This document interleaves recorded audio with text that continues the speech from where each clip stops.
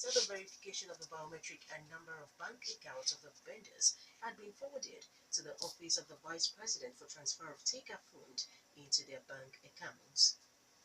One of the 7 judges arrested by the Department of State Security Service (DSS) during its recent sting operation, Justice Inyang Okoro, has alleged that Transport Minister Rotimi Amechi once asked him to influence the elections petition cases in favor of APC in Rivers and Akwa Ibom states.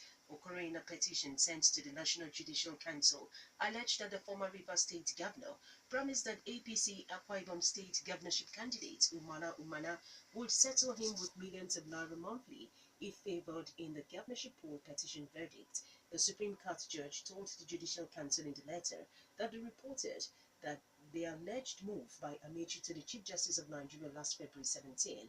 The judge listed items which were seized by EFCC operatives during a raid on his house as including $38,000, 3.5 million naira in cash, as well as 4 check booklets, 3 phones and 1 pad, adding that he just received $24,000 a year as his annual medical and vacation allowance. Justice Okoro also said he spent more than £5,000 on each of his trips abroad.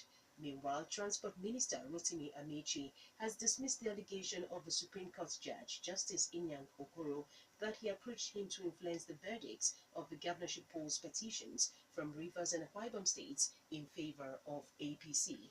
Amechi, in a statement on Tuesday night, described the allegation as fabricated by the judge to politicize his arrest by security operatives for alleged corruption. The minister, who said the allegation was a cheap political move to drag him into issues he knew nothing about, promised to counsel his lawyers to seek redress. An unspecified number of troops are missing following attack by Boko Haram fighters on an army location at Gashidar on the country's border with Niger Republic. Army spokesman Colonel Sani Usman, in a statement, said 13 other soldiers were injured in the attack, which he said forced troops to retreat after heavy fighting with a large number of Boko Haram fighters. He said troops had launched a massive search for the missing colleagues and to clear the area of terrorists.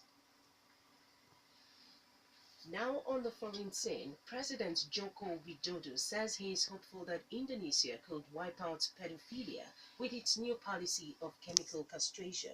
He said Indonesia respected human rights, but there would be no compromise when it came to punishing such sexual crimes. Indonesia passed controversial laws earlier this month authorizing chemical castration for pedophiles. The laws were subject to fierce debate in parliament. Finally, sports news. Super Eagles have insisted they be paid their match bonuses in US dollars henceforth, and they have made this clear to the NFF through their skipper, Mikel Obi. The Eagles have been paid most of their allowances and bonuses in Naira due to the poor finances of the NFF, and that was why each player was paid $1 million as win bonus for last month's AFCON qualifier win over Tanzania. The Eagles have now made it clear that this will be the last time they will receive this payment in Naira.